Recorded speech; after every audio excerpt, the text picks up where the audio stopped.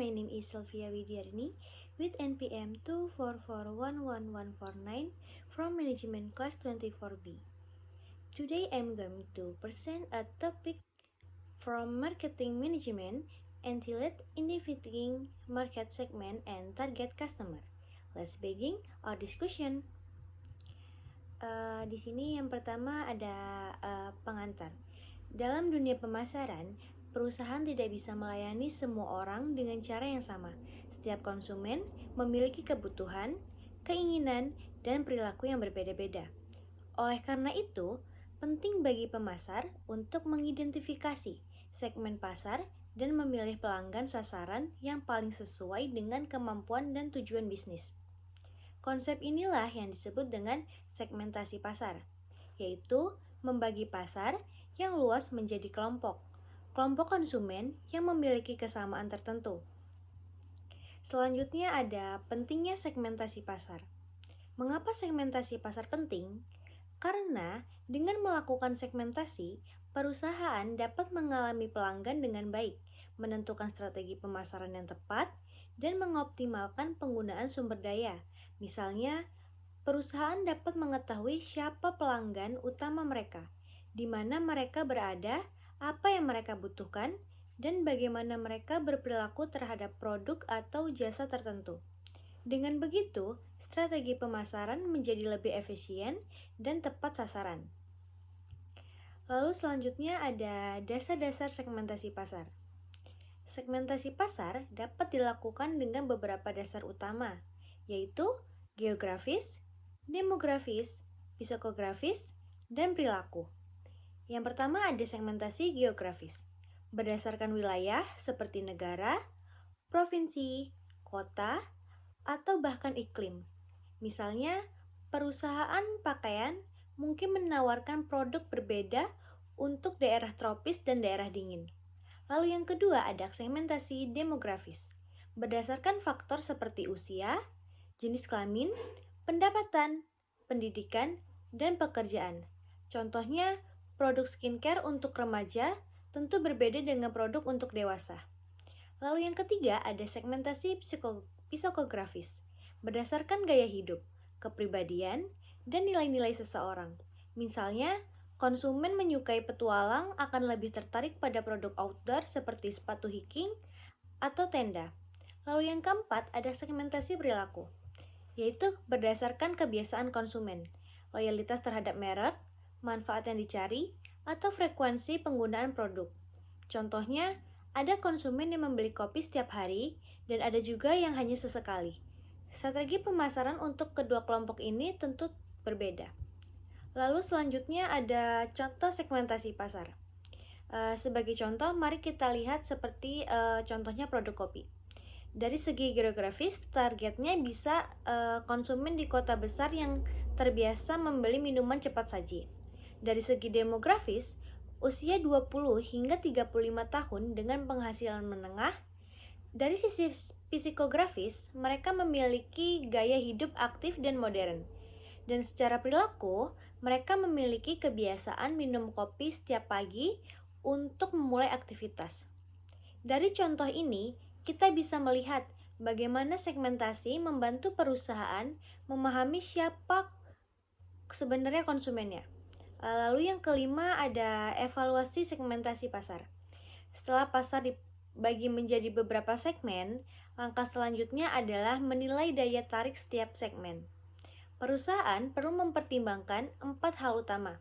Yang pertama yaitu ukuran dan pertumbuhan segmen. Apakah segmen ini cukup besar dan berkembang? Lalu yang kedua ada daya beli dan potensi laba. Apakah segmen ini menguntungkan? Dan lalu yang ketiga ada kesesuaian dengan tujuan perusahaan. Apakah sesuai dengan misi dan sumber daya perusahaan? Lalu yang terakhir ada tingkat persaingan. Apakah segmen tersebut terlalu padat dengan pesaing? Dari evaluasi ini, perusahaan bisa memilih segmen yang paling potensial untuk dijadikan target pasar. Selanjutnya ada strategi menentukan target pasar. Setelah memiliki segmen yang menarik, perusahaan perlu menentukan strategi targeting, yaitu pendekatan dalam menyalani pasar sasaran. Ada 4 strategi utama, yaitu yang pertama undifferentiated marketing atau pemasaran tidak teridentifikasi,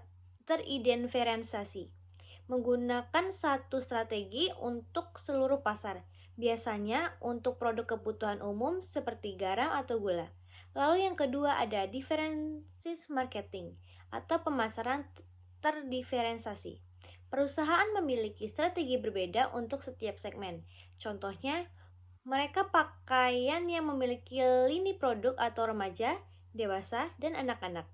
Dan yang ketiga ada pemasaran terfokus. Perusahaan fokus hanya pada suatu segmen kecil yang sangat spesifik tetapi potensial. Misalnya, merek yang khusus menjual makanan organik untuk ibu hamil. Lalu yang terakhir ada pemasaran mikro. Strategi yang sangat personal bahkan sampai tingkat individu atau lokasi tertentu. Contohnya, iklan di media sosial yang disesuaikan dengan preferensi masing-masing pengguna. Strategi ini membantu perusahaan untuk memaksimalkan potensi penjualan dengan melayani segmen yang benar-benar relevan. Langkah berikutnya adalah menentukan posisi produk di bank konsumen atau disebut positioning tujuan. Tujuannya adalah untuk menciptakan citra atau persepsi tertentu tentang produk agar berbeda dari pesaing. Tahap-tahapnya meliputi yang pertama ada mengidentifikasi keunggulan produk, lalu yang kedua ada memilih diferensiasi yang relevan, lalu yang ketiga ada membangun citra merek yang kuat, dan yang terakhir ada menyampaikan pesan secara konsisten melalui komunikasi pemasaran. Dan yang selanjutnya ada peta persepsi. Untuk membantu positioning, pemasar sering menggunakan peta persepsi. Peta ini biasanya memiliki dua sumbu. Misalnya, sumbu X menggambarkan harga yang murah hingga mahal. Lalu sumbu Y menggambarkan kualitas, rendah hingga tinggi. Dengan peta ini, perusahaan dapat melihat di mana posisi produk mereka dibandingkan dengan pesaing, serta menemukan peluang pasar baru yang belum digarap. Sebagai contoh nyata, kita lihat strategi Nike. Nike menargetkan segmen dengan gaya hidup aktif dan performa tinggi. Target utamanya adalah atlet muda, pekerja aktif, dan penggemar olahraga. Nike memposisikan dirinya dengan slogan Just Do It, yang menggambarkan semangat, motivasi, dan pencapaian. Melalui segmentasi, targeting, dan positioning yang tepat, Nike berhasil menjadi merek olahraga global dengan identitas yang kuat. Selanjutnya ada kesimpulan. Dari pembahasan ini, kita bisa menyimpulkan bahwa segmentasi membantu memahami pasar dengan lebih baik, targeting memastikan strategi dan sumber daya tepat sasaran, dan positioning menciptakan citra yang kuat di benak konsumen. Dengan memahami konsep ketiga tersebut ini, perusahaan dapat mencapai efektivitas pemasaran yang optimal. To close in defining marketing segment and targeting the right customer are essential steps in building an effective marketing strategy. Thank you for listening. I hope this presentation helps you understanding how marketing segmentation works in real business parts. See you and have a great day.